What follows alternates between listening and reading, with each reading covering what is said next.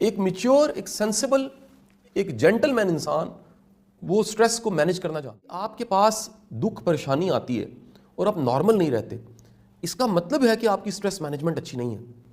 Stress management کو میں اگر ون لائن میں کہوں تو stress management is life management.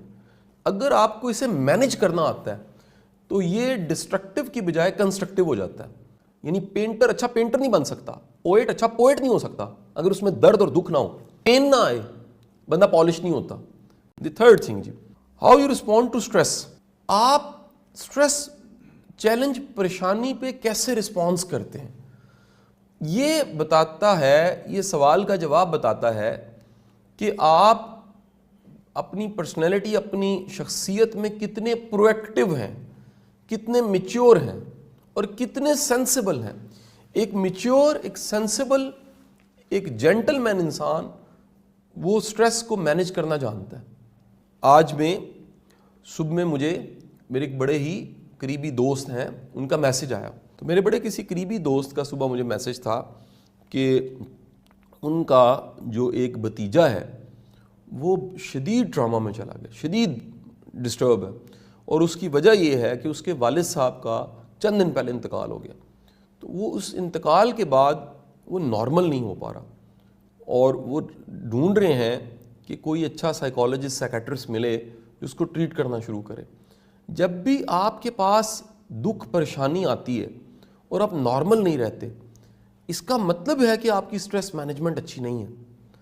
Stress management کو میں اگر ون لائن میں کہوں تو stress management is life management, because زندگی ہے ہی پریشانی ہے، زندگی میں ہے ہی چیلنج، زندگی میں 100 چیزیں ایسی ہیں جو کبھی آپ دیکھیے آپ کے کنٹرول میں نہیں ہوتی۔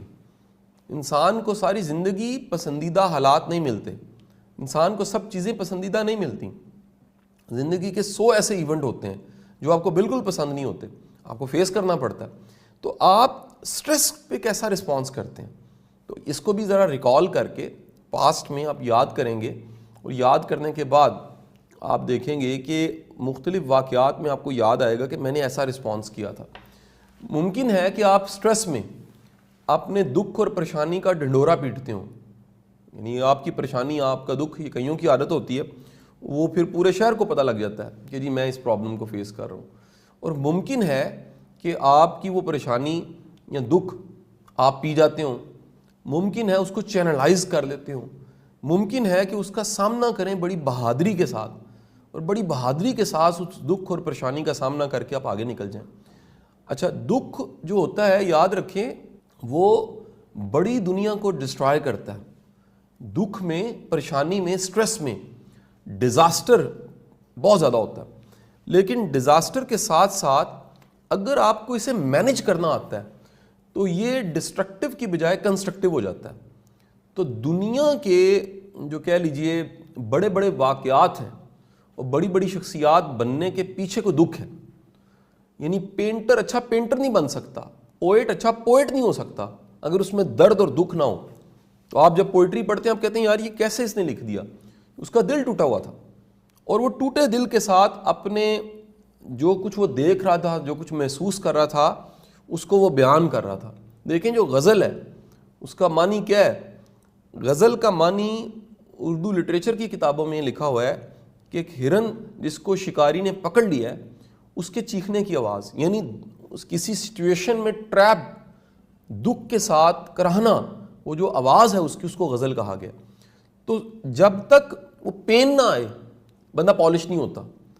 تو پین کو چینلائز کرنا، پین کو سمجھنا، اس کی آنکھوں میں آنکھیں ڈالنا، میں اکثر کہتا ہوں کہ جو صبر کرنے کا حکم ہے، وہ صبر کرنے کا حکم، اس کا مطلب یہ ہے کہ دکھ میں، پریشانی میں، اور جو چیلنج آپ کے پاس ہے اس کی موجودگی میں آپ اللہ کی طرف رجوع کریں۔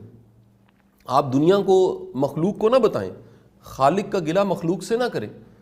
آپ اپنے دکھ کو سنبھالیں اور دکھ کو اپنے اندر رکھ کے، جیسے ہانڈی پکتی ہے اپنے آپ کو پکائیں۔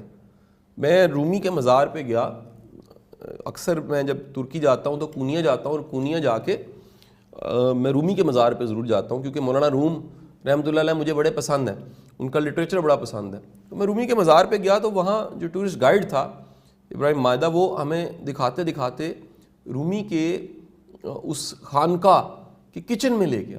تو ہم سب سوچ رہے تھے کہ جب کچن میں جائیں گے وہ کہے گا یہاں کھانے پکتے ہیں. تو اس نے کچن کے اندر انٹر ہوا اور ہمیں بات بتائی سب کو کہ یہاں کھانے نہیں پکتے, یہاں دل پکتے ہیں. تو یہ سمبولک اس نے ایک چیز بتائی کہ جو دل ہیں اللہ دلوں کے سودے کرتا ہے, اللہ ٹوٹے دلوں والوں کے ساتھ ہوتا ہے, اللہ دکھ والوں کو جانتا ہے کہ ان کا دکھ کیا ہے, اللہ پریشانی والوں کی پریشانی کو حل کر دیتا ہے. سو اپنی سٹریس کو سمجھیں کہ میری سٹریس ہے کیا اور میرے سٹریس میں کیا مسائل ہیں. پھر the fourth thing is because ہم چار ہماری ہیں وہ بینگز ہیں, ہم چار ہیں, ہم میں کہہ لیجیے اللہ تعالیٰ نے چیزیں رکھی ہیں, ہم فزیکل, مینٹل, ایموشنل اور اسپرچل.